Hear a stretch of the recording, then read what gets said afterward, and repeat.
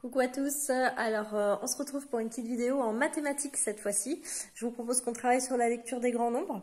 Donc c'est valable autant pour les CE2 que les CM1 et les CM2. Ça fera des petites révisions à ceux qui ne travaillent pas dessus cette semaine. Donc je vous présente mon assistante de la vidéo, Biscotte. Bonjour Biscotte. Qui va donc nous aider à découvrir la lecture des grands nombres. Alors, j'ai représenté un tableau de numération. Vous avez l'habitude dans la classe de travailler avec ce tableau de numération. Et c'est lui qui va vraiment nous aider à comprendre comment lire et comment écrire des grands nombres sans se tromper.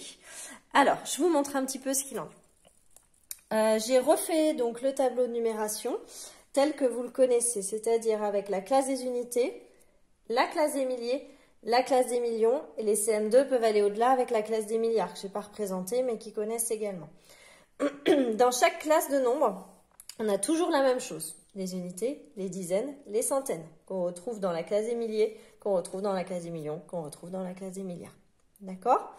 Donc, bien garder en tête que dans chaque partie, j'ai 3 colonnes, toujours. Les unités, les dizaines et les centaines. Pourquoi je vous dis ça? Parce que dans la lecture d'un nombre comme celui-ci, par exemple, 13 042. Il va surtout pas falloir oublier le 0 qui est ici, qui représente les centaines. Alors, pour être un petit peu plus précise, lorsqu'on va passer à l'écrit, il va falloir toujours se dire qu'on fonctionne par bloc de 3. D'accord? Unité, dizaine, centaine, toujours. Lorsque j'ai écrit mes 3 nombres, je n'oublie pas, à ce moment-là, d'écrire 1000. Je reprends le nombre, pardon. 13 042. 13, 1000, c'est à ce moment-là où je fais un espace quand j'écris mon nombre. Donc j'écris 13, espace qui représente le mot 1000, 42. Et c'est là où je n'oublie pas mon 0, puisque je me dis, ah, bah attention, la maîtresse, elle a dit, il y a 3 nombres toujours à chaque fois. Donc si je n'entends pas les centaines, je mets un 0. D'accord? Pour ne pas vous retrouver avec écrit ça. Si vous écrivez 1, 3, 4, 2 et que vous oubliez le 0, on est sur 1342 et plus sur 13 042. Si on augmente un petit peu, on prend des nombres un petit peu plus importants.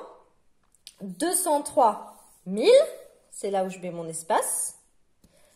402. D'accord? Si on ne sait plus trop, on essaye de le décomposer dans notre tête. On se dit 203. Bon, 203, on sait tous l'écrire, 203. 1000, c'est là où je mets mon espace. Et 402, on sait l'écrire aussi, donc ça se suit. Si je passe dans les millions maintenant, c'est exactement le même fonctionnement, d'accord? Sauf qu'on se souvient qu'il y a 2 mots qui nous permettent de mettre un espace dans notre nombre. C'est millions et 1000. Et milliards pour les CM2. Donc, si je veux écrire 1 654 234, je vais écrire 1 tout seul. Après, je mets un espace qui remplace le mot million. 654, espace qui remplace le mot 1000. 234. Avec un nombre un peu plus important dans les millions, c'est la même chose. 305 millions, je mets un espace. 249 000, je mets un espace. 1.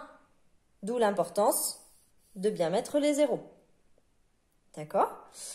1000 ne prend jamais de S. Ça, il faut s'en souvenir. Même si vous avez 142 000, 1000 ne prendra jamais de S. Par contre, vous pouvez accorder millions et milliards. Ça pose pas de souci.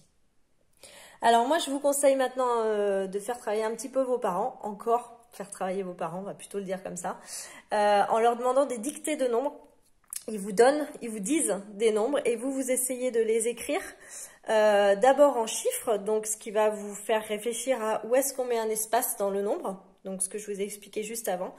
Et ensuite, on essaye de l'écrire en lettres. Pour ça, si vous ne savez plus vraiment comment on écrit les chiffres en lettres, vous avez plein de modèles sur Internet, vous pouvez vous en servir au départ et puis petit à petit éliminer les modèles pour essayer de faire de tête avec ce que vous arrivez à mémoriser. Voilà, et bon courage, bon entraînement et n'oubliez pas les zéros.